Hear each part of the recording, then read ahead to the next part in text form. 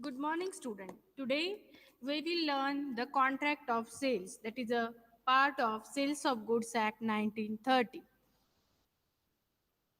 So there are the certain things, that is a contract of sale, meaning difference between the sale and agreement to sale, as well as what are the conditions, what are the warranties, okay, and right of unpaid seller is there. So it is about we can say um, the clear title of the property, clear title of the goods, and it is between the two parties, that is a buyer and seller. So and this unit is the second unit of your BCCA fourth sem course. So today we will see the first point, that is a contract of sale and meaning difference between sale and agreement to sale. And one thing I really wish to mention here is that when there is a Sales of Goods Act, it is about the sales of only movable goods. It is not about the immovable property. Okay, so whatever the goods are movable, that come under the that point of view should be for the contract of sales. So, as you know, that in any kind of a sale, there are at least two people. That is seller and buyer. The one who is selling something, and another one who is buying something. So, when the we will see the meaning of a contract of sale of goods is a contract whereby the seller transfer or agrees to transfer property, which property, which is in goods, to the buyer for a particular price. So there may be contract of sale between one part owner and the another. So when two-person make a contract of sales of goods and they are agrees to transfer immediately the property in goods to the buyer, for what, for the consideration is price, that is a contract of sales. Okay, so this sales contract of sale may be the absolute or may be conditional. Why it is absolute? If there is if in a sale, if the property in the good is transferred from the seller to buyer, that time so that will be the absolute. Okay, because there is no the performance of a contract is at the same time, it is not in future. So if there is in future, we can put in conditions also. So the contract of sale, whether it in absolute or conditional. Okay, so where the contract of under the contract of sale, the property in goods is transferred from the seller to buyer. Okay, the contract is called as a sale. But where mm, property in goods uh, is transferred from the seller to buyer at the time of sale, it is called sale. Okay, but if the where the transfer of property in the goods is to take place at future time, तभी के तभी नहीं हो रहा है, future में होने वाला है, क्या गुड्स ट्रांसफर होने वाला है from seller to buyer. So if there is a future time, that is that time subject to some condition thereafter to be fulfilled. So when the goods is transferred from seller to buyer immediately, that time, that is a absolute thing. Okay, the contract of sale is absolute thing. Or if the property in goods is transferred in future from seller to buyer, that is we can put some certain condition and to be fulfilled. So that is the contract is called an agreement to sale. But agreement to sale becomes a sale when time lapses or the condition are fulfilled, subject to which the property in goods is transferred. Once the goods is transferred from seller to buyer, after agreement to sale, that will convert it into contract of sale. Firstly we do the agreement to sale, and then we eventually we make the sale of the goods, means we transfer the goods to the buyer. So that time agreement to sale is converted into contract of sales. Let's see, this is the meaning. Then we can have the difference between con- sale and agreement to sale. First thing, sale, as I said, is property in a goods is transfer immediately to the buyer. So in a sale, ownership passes to the buyer. That the first thing, if you see here, ownership passes to the buyer. In agreement to sale, as we made the agreement to sell certain property in goods, certain goods, okay, so that ownership is remains with the seller. Okay. As the sale is done between buyer and seller, okay, the sale is done between buyer and seller, and property in goods is transferred from the seller to buyer, then it means that it is executed immediately. So it is a executed contract. An agreement to sale, it is a executory. Why?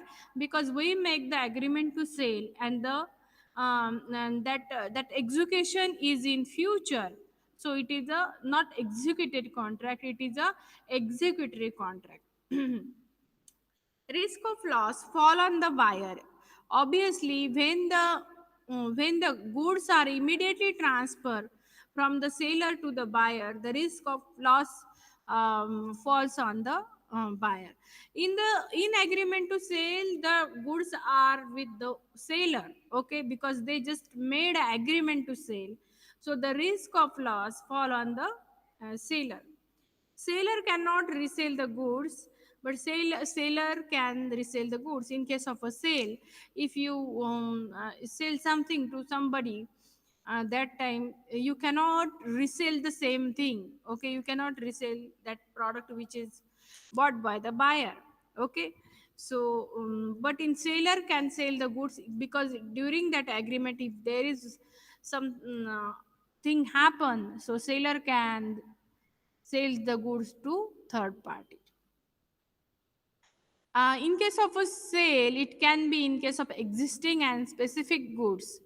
And in agreement to sale, it can be in case of future and uncertain good. Why we made agreement to sale? Because the goods are not ready. Okay, goods are under manufacturing, or goods are under process. So that's why we make the agreement to sale of that product. Okay, so that the goods is in future and it is a uncertain goods. Then next thing is how the contract of sale is made. So it is very simple. Contract of sale is made like a uh, offer an offer to buy or sell goods for a price. Okay, offer, acceptance, same thing like a Indian Contract Act. So one person offer to buy or sell goods for the price and the acceptance of such offer. The contract may provide the sometimes the contract may provide immediately delivery of the goods, or immediate payment of the price, or both. Okay, and sometimes for the delivery we or payment by installment, or delivery partly delivered or partly uh, we can delivery or payment, or both shall be postponed. So it is like a contract, offer is made, acceptance is given. Okay, and as I said in earlier side, that there may be the contract of sale, means that is a immediate delivery of good and immediate payment of money. Okay, that is a contract of sale. If there is a in future payment of money, future delivery of sale, that is a agreement to sale. So Subject to the provisions of law for the time being in force, a contract, of course, its contract of sale may be made in writing by word or mouth, or partly in writing, partly in writing, partly by word or mouth, or maybe implied from the conduct of the parties. We can, when we studied these three slides, from these three slides, we can have some essential element of a contract of sale. First thing, essential element, there, as you know, that Sales of Good Act 1930, and there must be the presence of two parties, buyer and seller. In case of a contract, there must be at least two parties in a contract of sale. One shall become the seller, and other can be a buyer. So contract of sale must, of course, as I said earlier, that contract of sale is just limited to the movable property. It is not related to the movable immovable property. So this movable property constitute the goods in possession, existing goods, future मध्ये good manufacturing होऊन राहिले आहे, if the goods are is in the possession of ownership, or future goods. All goods are included in the sales element of a contract of sale. Of course, in any contract, the one of the important elements is the consideration of price. So price is one of the most important consideration in value, has to be paid or promised. The price consideration, that is actual payment, could be the party in kind and partly in money, but never in kind alone. Okay, so that is also one of the essential, that is two parties, at least two parties, that is a buyer and seller.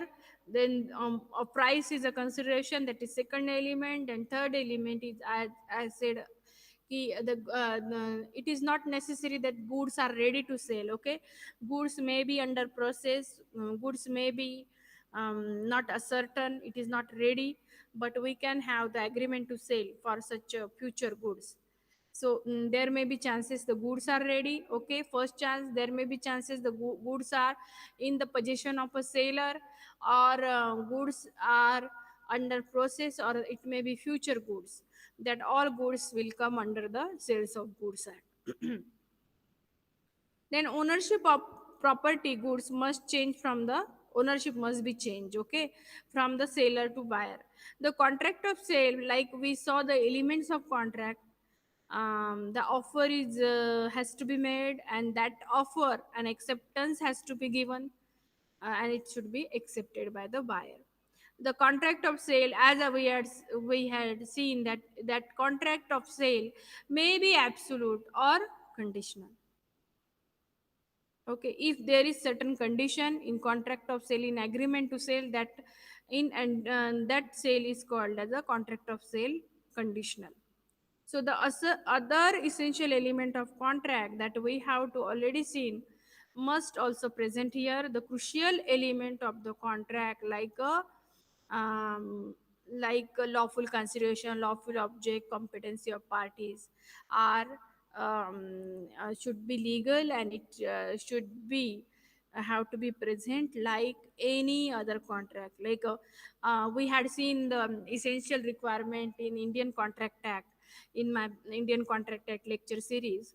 So we had seen that lawful object, lawful consideration, and the party should be competent. If the party is lunatic, or if the party is unsound mind, okay, if he is insane, he is not able to competent party.